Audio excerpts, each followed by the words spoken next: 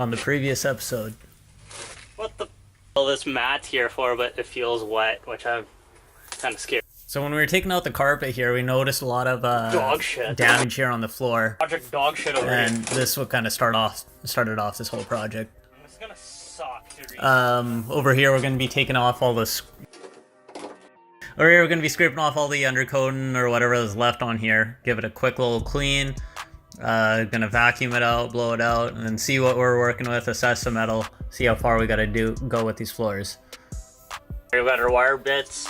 We got a regular one, a tighter one, and then a round one. And with this, we're gonna knock down all the surface rust. Let's say like the seam sealer right here, because we're gonna be re-seam sealing everything. Knock out all the rust. I'll fast forward that shit for you guys because it's gonna be boring, but I'll set you up for our time lapse here. Okay, so here we are wire wheeling this. The best trick actually here would probably use an angle grinder with a wire bit attached to it. I'm using a drill here with a wire cup. A little bit slower, a little bit weaker, keep slipping out the chuck. If I were to do this again, I'd probably get the angle grinder one. But these small ones are better to get into these little tight little places. We didn't see holes at first, but the more we started to go on it, the more orangey rust chipped away, the metal got thinner, and then we started seeing holes up here in a couple different areas. Not bad. I might have to cut a patch in here, but I'm going to try to fill this in. All this metal's really strong. You just take a screwdriver and you just jab at it. And you get rid of all the loose stuff. And it just leaves all the solid stuff here. So I got small pinholes, that stuff like a plug weld, plug weld, plug weld. This I might have to cut out a small panel. I got some metal that comes to that, but we'll see what we can do by plug welding everything. So this section I just plug welded. I have another video when I did the fender on the fenders. I deleted the chrome. I used a tool, use a copper spoon behind it, and that way you can build up your weld. You can see how I'm just pooling my weld in one spot. That's on the copper spoon. It's going to build up high, and then that way I could fill in that hole without having to cut it out. We got to make sure that the metal's nice and all the thin metal's all taken away, so you got nice strong metal to weld to. And that's why these holes came out a little bit bigger, because I've been chipping away at the bad metal. Grinding, had to do a little bit more grinding left there. We could see some porosity, like the little still small holes, if it'll focus on me. A small hole here, that one I'm going to plug and then regrind down. And then, yeah, it's looking good. Alright, so grinded to where we wanted to be. This is the second pass of welding and grinding. So we might actually have some pinholes, not that you could physically see, but there might be small ones. So when it comes to seam sealing, I'm just going to still put a bead of seam sealer across everything just so it fills it in.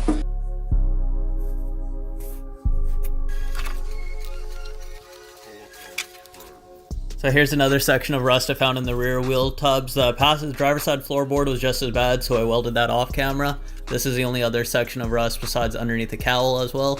This is where the rear wheel tub meets the floor pan.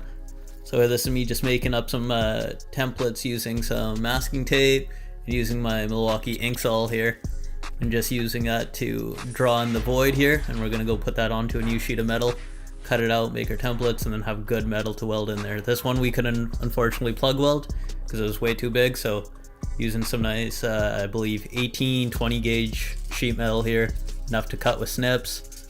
Got our pattern right here, so we're gonna cut those out. And we're gonna do a little bit of finessing and trimming once we get them in the car, but we'll get the rough shape, cut them out a little bit bigger than we need them. And then while they're there, we can trim away the fat there and get it perfectly straight. And where we wanted to, bend it up in place using our hands, a hammer, a body hammer would be nice. You can see I'm using a construction hammer and some tin snips here to get it in this place here, but whatever works for you, works for you. Just get it in there, do it a final clean here with the wire wheel. That way we'll be ready to get our MIG out and start spot welding this.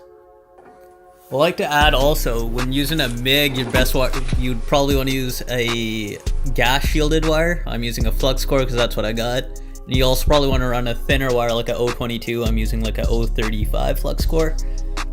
Thinner gauge wire will help you keep you from blowing out, and the gas will keep the welds from being shielded. Also here, this is a seam sealer. This goes around the perimeter of the floor here. We're going to be redoing this as well, so just scrape off the old stuff using a construction hammer.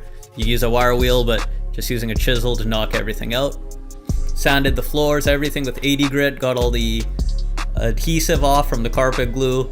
This is where the seam is, that we took all the seam sealer out. That was a pain to do everything, but we got it all out. Masking up. This is a final home stretch here. Got the seam sealer. This is where we're going to be placing the seam sealer. You can see I outlined everything in tape, so when I take it off, we're going to have a nice clean line. Just putting it thicker in some areas, as in wider, because that's how it was from the factory, and a little bit thinner in the 90-degree corners, but the big old bands here that go across the floor are laying wide, I should say, not thick, just so it matches what it was from the factory, but a little bit more tidier. Then using my finger here with gloves to smooth everything out. Right side of the car done and the left side of the car done here, all tacked up here. We're going to be pulling the tape off in a second once this flashes over and dries a little bit.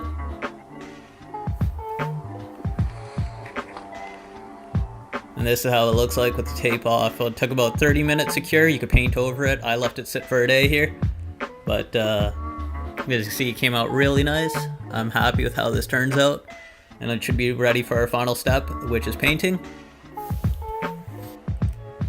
So the stuff we're painting the floor here is that Por 15. It's a rust converting paint. So it'll take care of the rust, that surface rust, which we wire wheel down, but just that pitted section, or just where the gross kind of metal is. It's still strong, but it's just going to convert the rust and give it a nice black hard coat in over it. We're doing the toe board first, and then the rear passenger floor pan, splitting the car in half, that way I don't paint myself into a corner. We'll be painting one half of the car, and then I'll flip around and I'll do the other side off camera. I made sure to put the Por 15 in a separate container. I didn't want to use the quart that it came into. I'll list everything down below in the description, all the stuff that I used and quantity, how much I used. This was a little bit over half a quart, probably 3/4 of a quart. I still have some left over, but I wanted to keep the can nice and sealed. That way it doesn't harden on me. I could use it for later, so it's just separate container. Cleaned everything up, did this half, and I like the way it turned out. It covered really good. They say you can do 2 thin coats. I did 1 medium coat because I thought that was, I'm pretty sure that's all right with me. You could do it however the hell you want it. 1 good coat, 1 medium coat is what worked for me, and I'll probably, if I had to do it again, I'll probably do it the exact same way. So here's some pictures of how the floor looked before we started this project, and here it is afterwards. As you can see, nice clean shine compared to the other stuff. And then fully completed. As you can see, it's a whole different floor, which I believe came out great. I have over 20 hours, I believe, invested in this.